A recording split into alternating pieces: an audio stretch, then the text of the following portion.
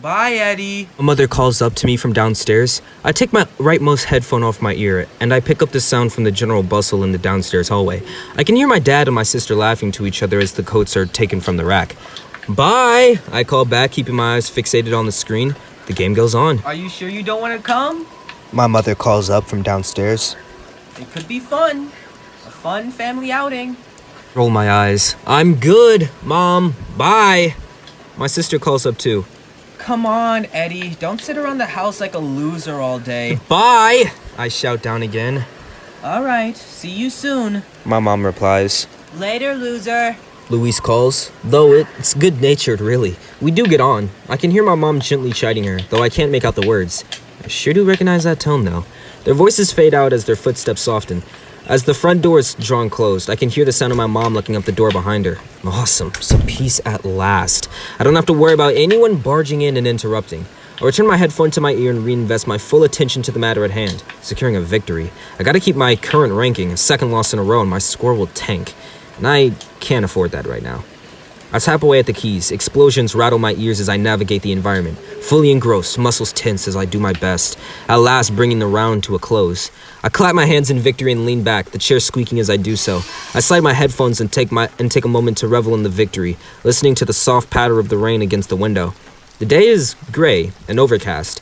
Wind sighs gently in the trees and the street outside. I glance at the clock. Dang, it's already been a full hour already? How time flies. I spin around in my chair, drumming my fingers against the desk, and I catch a quick reflection of myself in the screen as it loads. Sat on my computer, just like you probably are right now. Or maybe you're on your phone, same difference. Connected, engaged, and yet, for now, alone. The rain patters, and the game freezes. The loading circle becomes stuck mid-turn. I try to shake the mouse, but that too has become frozen. Frick's sake, I mutter, tapping the escape key. Nothing. As I go for the Control-Alt-Delete, I hear a noise from downstairs. It sounded like a cupboard being shut. Instantly, I find myself suppressing a wave of panic. It's fascinating, really, how quickly one's level of alertness can change. All my senses are primed as I become hyper-aware of the sound of my breathing and the beating of my heart. Maybe it was my imagination.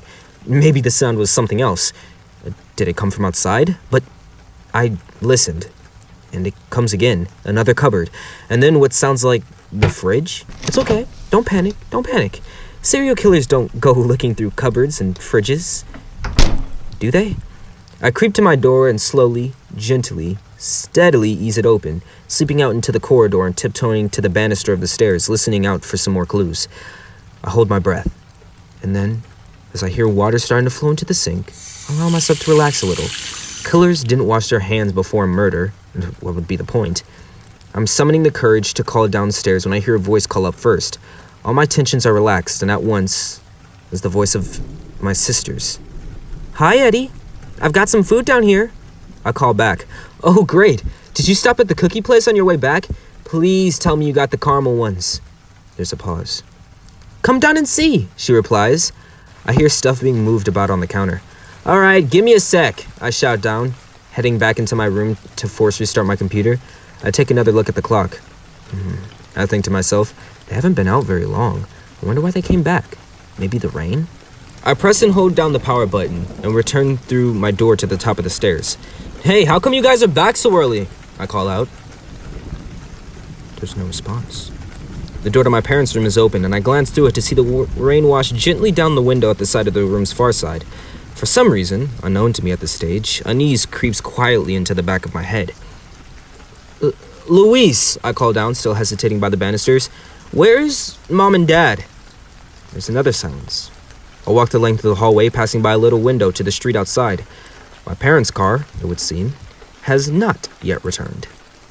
I continue on until I am at the top of the stairs, looking down on them, into the hallway below. But the lights are still switched off, and an unsettling aura seeps up from the steps of the shadows beneath. Come on down, Eddie, calls my sister's voice somewhere unseen. It's the kitchen, I think. Come see what I have for you. I cannot hear the sound of the cupboards now. There's no rustling, no movement of any objects or bags or jingling of keys. My sister finishes speaking, and then there is this silence. Silence and, well, the gentle patter of the rain. My hands, I realized at this point, are sweating. The heck is this, I think to myself. Eddie, come on, man, just pull yourself together. but something compels me to remain where I stand. Some unseen force keeps me from taking a step down into the stairs and descending to the bottom floor. Luis, I try to call back, but my voice fails me. It does not project the way I intended it to. I clear my throat enough, and though my mouth has dried, the sensation is an uncomfortable one. Eddie, comes the reply. Eddie, come downstairs. When did you get back? I managed to call down. Where's the car? Silence.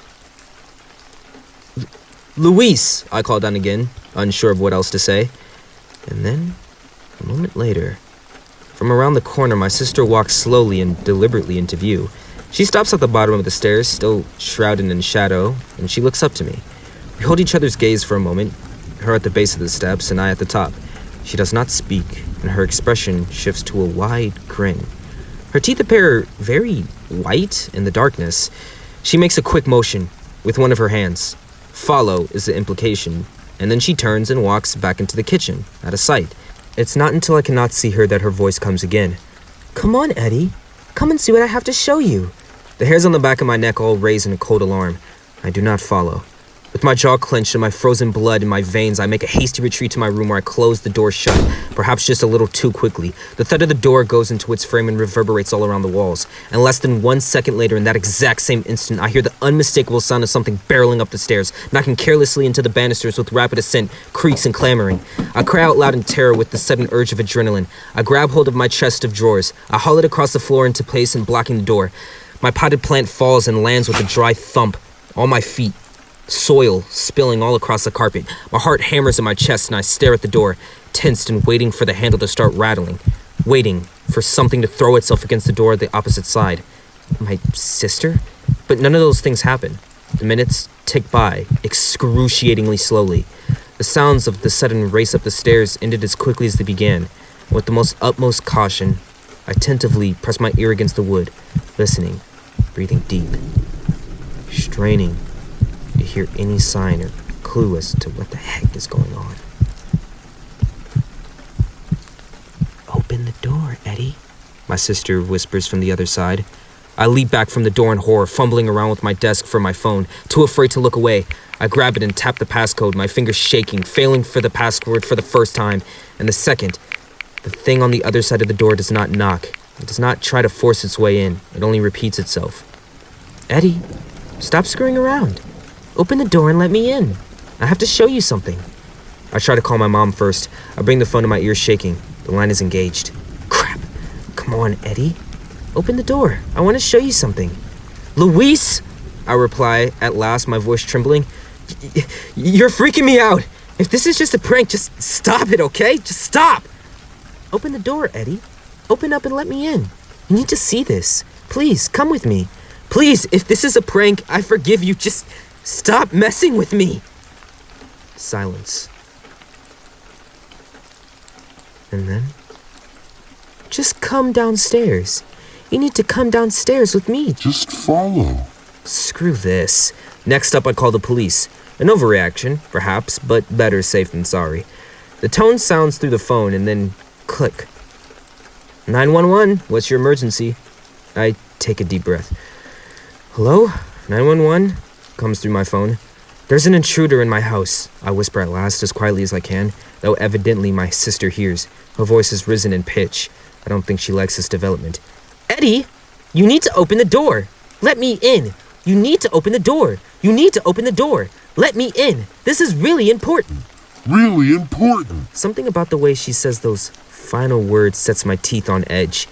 It wasn't slurred as such, just, I don't know how to describe it. As if the muscles of her speech, I guess, were getting tired. Despite my fear, I do my best to ignore her, and I provide my details to the person on the line. The rain starts hammering down against the glass as the wind picks up too. Okay, sir, they say as I have told them my location. A car will be with you shortly. Please stay on the line. I do so, keeping as far away from the bedroom door as I can, terrified that at any moment the person with my sister's voice is going to barge through. Eddie! She shouts, making me jump. Eddie! You need to let me in. You need to come with me. I swear I heard a car drive past outside, and I turned to look through the rain-washed window.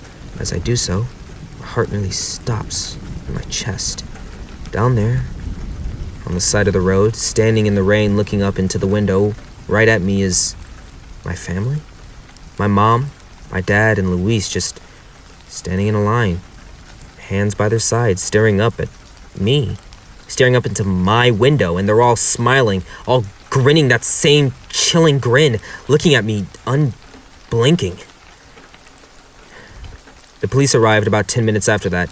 They had a hell of a time climbing me out.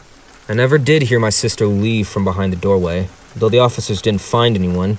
Even after a thorough search of my house, my family that was outside vanished after I briefly turned away. One minute they were there and the next, gone.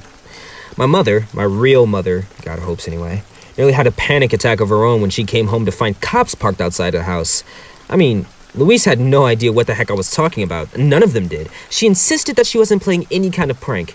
She can be annoying at times, but still, I really can't see her doing anything like this. I couldn't see any of them doing something like this. I had to wait and see their mouths move on time to their speech before I could even begin to let my guard down, though. It's been about a month since this incident. I have a lock on my door now, and I haven't seen or heard anything quite so terrifying since, but I still get angsty at night, and I mean, who wouldn't? I'll tell you what else, too. When my family is heading out and they're asking if I want to go along, these days, I say yes.